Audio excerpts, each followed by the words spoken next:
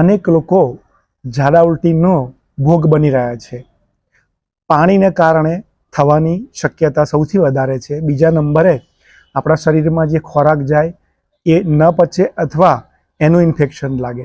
અને ત્રીજા નંબરે જે વાતાવરણમાં અચાનક ઠંડીમાંથી ગરમી થાય, ગરમીમાંથી ઠંડી થાય ત્યારે આપણે પાણી માટે આપણી પાસે પહેલો ઓપ્શન છે, પાણીને ઉકાળી ઠંડુ કરી ગાળીને ભરી રાખીએ અને એ જ પાણી પીએ. બીજા નંબરનો ઓપ્શન છે, આપણે જે પાણીની બોટલ આપણી સાથે રાખીએ છીએ એની અંદર જે તુલસીનું એક્સ્ટ્રેક્ટ આવે છે એને તુલસી ડ્રોપ કહેવાય. એ એક બોટલ 1 લીટરની હોય તો તમે એની અંદર 3 થી 4 ટીપા તુલસી ડ્રોપ્સના નાખી શકો. અથવા આપણા ઘરે જે તુલસીના તાજા પત્તા છે એને જ ધોઈને સહેજ ક્રશ કરીને એ પાણીમાં મિક્સ કરી દો અને એ તુલસીવાળું પાણી આખો દિવસ તમે પીઓ તો એ તમારી ઇમ્યુનિટી વધારે છે. અને પેટમાં જે ઇન્ફેક્શન લાગ્યું હોય એ ઇન્ફેક્શન દૂર કરવામાં આપણને તુલસી મદદ કરે છે. ત્રીજા નંબરે અચાનક તો ઇમ્યુનિટી વધી નથી જવાની ને, તો આપણે જે પણ ખોરાક ખાઈએ છીએ એમાં શરીર માટે, લીવર માટે, પાચનમાં આપણને સૌથી વધારે અઘરું પડે છે. જ્યારે પાચનમાં તકલીફ પડે, આવું ઝાડા ઉલટી હોય ત્યારે દૂધ અને ઘઉં. તો 4 કે 5 દિવસ આપણા ખોરાકમાંથી આપણે ઘઉંને સંપૂર્ણ બંધ કરીએ, દૂધને બંધ કરીએ, પણ ચા પીતા હોય ને એમાં થોડું દૂધ આવે તો ચાલે. શરદીની સમસ્યા ન હોય તો તાજી છાશ દિવસમાં 2-3 ગ્લાસ જાય, એની અંદર મીઠું, ધાણા જીરું આ બધું માપસર નાખ્યું હોય તો એ બહુ સારી દવા બની શકે છે.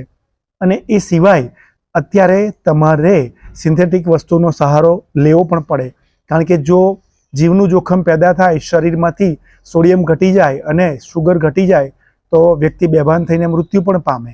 એટલે બજારમાં જે એનર્જી ડ્રિંક આવે છે એમાં તમે ઇલેક્ટ્રોલ પાવડર અથવા તો વાઇટલ ઝેડ કરીને જે આવે છે પાવડર, એને પાણીમાં મિક્સ કરીને પીઓ તો એ તમારા માટે તાત્કાલિક શક્તિનો સારો સ્ત્રોત બની શકે. જીવન મરણનો સવાલ છે, એટલે ક્યારેક આવા ટેકા લેવા પણ પડે. જેને સાંધાનો દુખાવો નથી થતો એ લોકો 1 બોટલ પાણીની અંદર 1 લીંબુ નીચોયેલું હોય અને અડધી ચમચી જેટલું મીઠું અને ગોળ અથવા ખાંડ, બસ આ લીંબુ શરબત સવારથી સાંજ સુધીમાં પૂરો કરે તો એ પણ શક્તિ માટે મદદરૂપ થઈ શકે છે. શુગર અને સોલ્ટ 2 ઝાડા ઉલટીમાં ઘટે છે અને વીકનેસ આવે છે. અને જે ઇન્ફેક્શન લાગ્યું છે એમાં શરીર પોતે જ લડાઈ કરી રહ્યું છે. એટલે શરીરની ઇમ્યુનિટી વધારવાને બદલે શરીરની ઇમ્યુનિટી ઓછી ના થાય એના માટે ખાવામાં ધ્યાન રાખવાનું છે. કારણ કે આપણે કંઈક આડું ખાઈ લઈએ એટલે શરીરને 2 બાજુ લડવું પડે.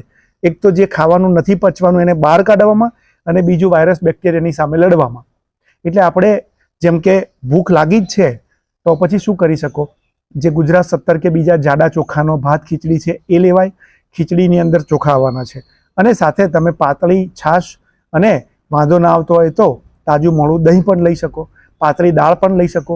તમને થોડી ભૂખ લાગતી હોય ને થોડું સારું લાગે પછી તમે પૌવા, ઉપમા એ પણ લઈ શકો, ઓટ્સ પણ લઈ શકો, જેવી તમારી ભૂખ.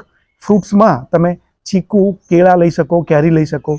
ડાયરિયા હોય તો પપૈયાથી એ વધી શકે છે અને ચીકુ ગમતા હોય તો ચીકુ પણ ખાઈ શકો છો. બસ આ જે બધી ખાવાની નાની મોટી વસ્તુ છે એ તમને શક્તિ આપવામાં અને એની અંદરથી રહેલા વિટામિન આપવામાં મદદ કરશે. જેને વાયુ પિત્ત થઈ જાય છે એ લોકો ટેટી તરબૂચ સવારથી બપોરે 2 વાગ્યા સુધીમાં લે તો વાંધો નહીં આવે, બપોર પછી એ લોકોએ ટેટી તરબૂચ નહીં લેવાના.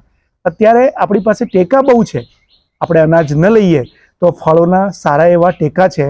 અને જે ગરમી છે, શરીરને ગરમીના કારણે, લૂના કારણે પણ તકલીફ પડી હોય તો ટેટી, તરબૂચ, કેરી, લીંબુ આ બધા લૂ સામે પણ રક્ષણ આપે છે. છાશ પણ લૂ સામે રક્ષણ આપે છે.